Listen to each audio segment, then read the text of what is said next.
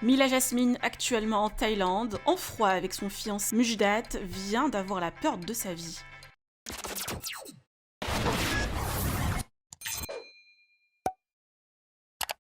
Mila Jasmine et Mujdat ont décidé de rester en Thaïlande et de passer le confinement sur place après l'arrêt brutal du tournage des Apprentis aventuriers à cause du coronavirus. Le couple est installé dans une maison au bord de la mer après qu'ils aient été virés de l'hôtel.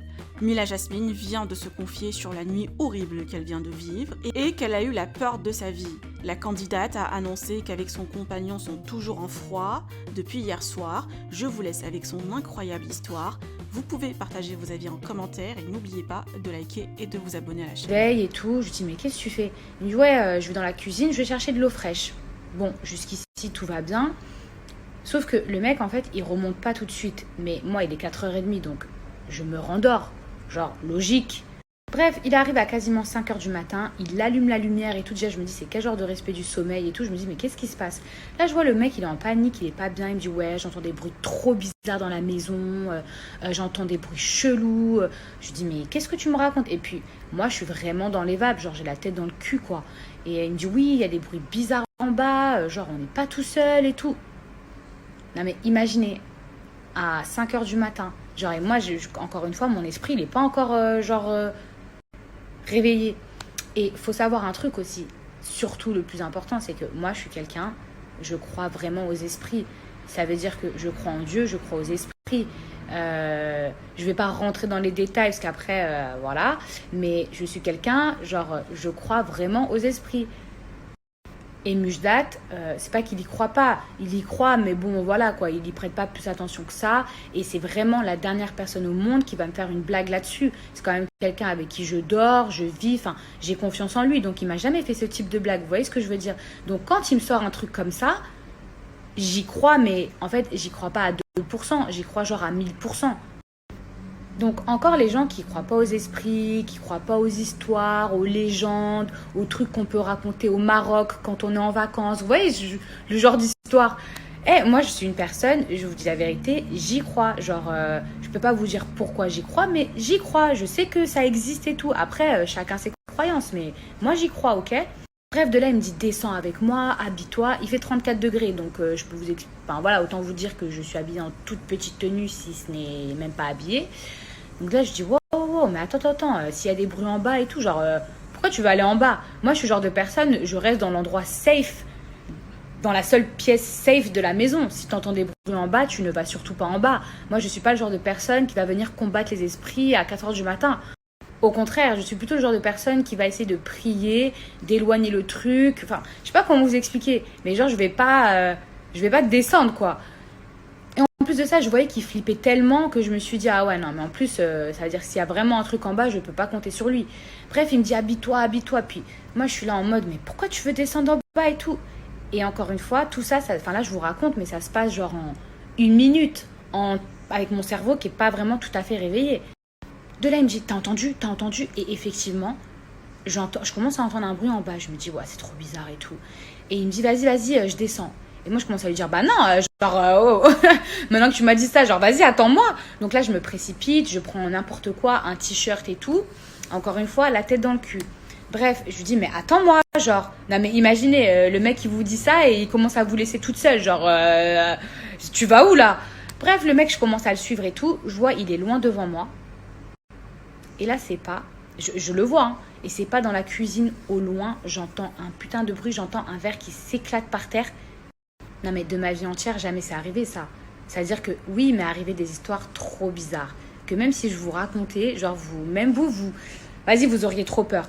Mais genre, un verre qui s'éclate par terre tout seul et tout comme ça, mais genre, comme un verre qui a été lancé et tout. Enfin, moi, j'ai jamais connu ça. Là, de là, je me crois dans mon cerveau, qu'est-ce qui se passe? Je me dis, je suis dans Paranormal Activity.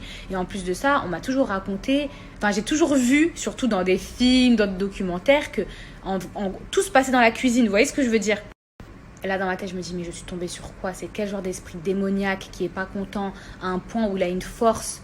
Parce qu'il faut avoir une force quand même pour casser un verre. Ça, vous voyez ce que je veux dire dans le degré d'esprit, pour faire bouger, casser les objets, c'est que vraiment, t'es à un level 10, tu vois? Et moi, automatiquement, mais quand je vous dis que je commence à faire genre une crise de tachycardie, genre crise cardiaque, en plus de ça, lui, il est loin, ça veut dire que je commence à pleurer, à crier, genre, mais mon cœur, il sort de ma poitrine, je vous jure que j'ai cru que j'allais mourir, j'ai cru que j'allais faire une crise cardiaque. Vous voyez, pour ceux qui y croient, on se dit toujours dans la vie, putain, le jour où je vois un esprit, c'est sûr que je meurs. Mais je peux vous jurer que le jour où ça vous arrive, vous êtes à deux doigts de mourir de l'attaque cardiaque. Et vous savez ce qui est le plus bizarre, c'est que dans ma vie, quand j'ai déjà été confrontée genre, à des phénomènes paranormaux, puisque oui, ça m'est déjà arrivé, mais bon, je ne vais pas rentrer dans les détails, sinon vous allez croire que je suis une folle, j'ai toujours su garder mon sang-froid. J'ai flippé, mais genre, j'ai toujours su garder mon sang-froid. Mais là, comment vous dire, d'entendre surtout au loin, alors que Mujdat est à côté de moi, l'objet se briser, genre, mais vous voyez, d'une rage, d'une force et tout, mais je vous jure que mon cœur, il allait lâcher. Bref, de là, je commence à chialer.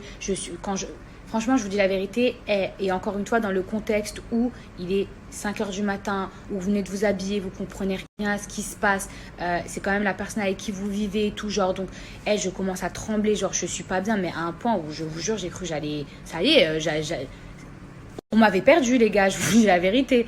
Et le pire, c'est que Mujdat, il vient en courant vers moi, genre en mode en panique et tout. Et là, je vois, il commence à repartir. Je me dis, non. Mais là, l'histoire, elle est longue. Mais tout ça, ça s'est passé, encore une fois, je le répète, en 1 minute, même pas en 30 secondes.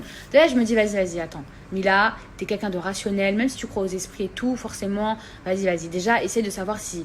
Vas-y, bref. Je me dis, mais c'est pas possible. Genre, Mujdat, il a pas pu me blaguer comme ça. C'est impossible que demain, tu puisses faire peur à la personne que t'aimes, alors que tu sais qu'elle y croit, que vous êtes en embrouille. Donc déjà, moi, je suis en embrouille. Je me dis, c'est impossible que le mec, il va me faire une blague. Genre, on est en embrouille. Tu fais pas une blague à quelqu'un avec qui t'es en embrouille. Genre, moi, sauf à l'école, les petites blagues et tout pour reparler à la personne. Mais tu lui fais pas avoir une crise cardiaque, genre, pour lui reparler. Vous voyez ce que je veux dire? Donc, je me dis, c'est pas possible.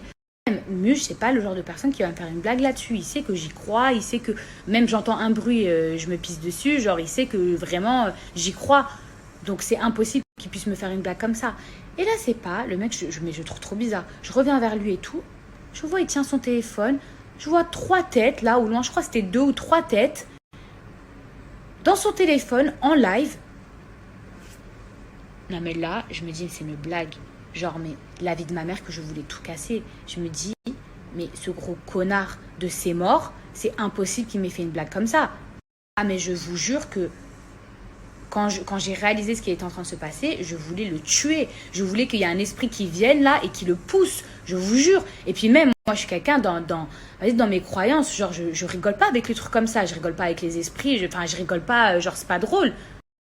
Là, je me dis vraiment, Seigneur, qu'est-ce que j'ai fait au bon Dieu pour avoir un fiancé aussi débile là en face de moi. Mais comment j'avais les nerfs, je vous jure, comment j'avais envie de l'emplâtrer, rien que là de raconter l'histoire, rien que là les nerfs ils me remontent. Donc déjà mon gars là, tu me réveilles de mon sommeil à 4h30 du matin avec des gens je sais même pas c'est qui dans un live, genre pour faire une blague. J'ai failli mourir pour une blague genre. Là je vous raconte l'histoire, en gros je me suis calmée. Mais vous imaginez même pas. Ouais, parce que là, je suis calme. Mais vous imaginez pas dans quel état j'étais. J'étais, mais vénère à un point. Je me suis dit, mais comment tu peux faire une blague à quelqu'un? Mais ok, je serais morte. Ah ouais, ça serait trop drôle. Ah, ça y est, je suis morte. Non, mais vraiment, les gens, vous avez... Lui, dans sa tête, il a quoi, là, vraiment? Là, je ferme la porte à clé dans la chambre. Alors qu'en plus, vous voyez, je passe de l'ascenseur émotionnel. Je crois qu'il y a un esprit. Je me mets à m'enfermer dans ma chambre toute seule.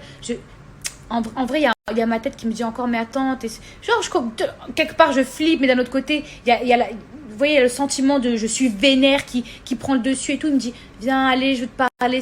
Mais lui, il a cru que c'était une caméra cachée, genre. Non, mais je vous jure, s'il vous plaît, qui fait ça à 4h30 du matin, qui réveille sa meuf à 4h30, qui n'est pas humoriste, parce que je le rappelle, Mujdat n'est pas un humoriste, d'accord, c'est pas le morning live, mais genre, qui fait ça? Mais vous savez que je pleurais et tout, mon cœur il allait lâcher, mais genre c'est archi pas drôle. Et je vous jure que j'arrive pas à en rire. Genre, je sais que dans 3 jours et tout, vas-y, ou même dans 1 heure, enfin peut-être pas, mais bref, je sais que, voilà. Mais franchement, la vérité, c'est le genre de blague, il faut pas me faire ça. Enfin, sinon vous allez me tuer en fait. Et combien de fois j'ai regardé des trucs de vidéos, vous savez, où vous faites des blagues aux gens là. Même un jour dans TPMP, là, Kelly Kelly la blonde, ils lui ont fait croire qu'il y avait un truc en voiture et tout. Mais je vous jure que moi, vous me faites ça, mais vous me perdez, genre je décède. Et le pire, c'est que Mujdat, il le sait. Combien de fois on a regardé les émissions ensemble et lui me disait, ah ouais, mais toi, on te fait ça. Mais je lui ai dit, bah oui, je confirmais, oui, on me fait ça, je meurs. Et toi, on est en embrouille. On est en embrouille et tu viens me faire ça à 4h30 du matin. Et le pire, c'est que quand je disais casse-toi, dégage et tout, parce que franchement, dans mon langage, voilà. Le mec, il me disait, non, mais c'est parce qu'on était en embrouille, je voulais qu'on se reparle. Pardon. Donc toi, dans ta tête, dans quelle vie tu t'es dit pour reparler à ma meuf, il faut que je lui fasse la peur de sa vie, il faut qu'elle ait une crise cardiaque. Mais offre-moi des fleurs, achète-moi un truc, excuse-moi, écris-moi un poème, chante-moi une chanson, mais t'es malade ou quoi?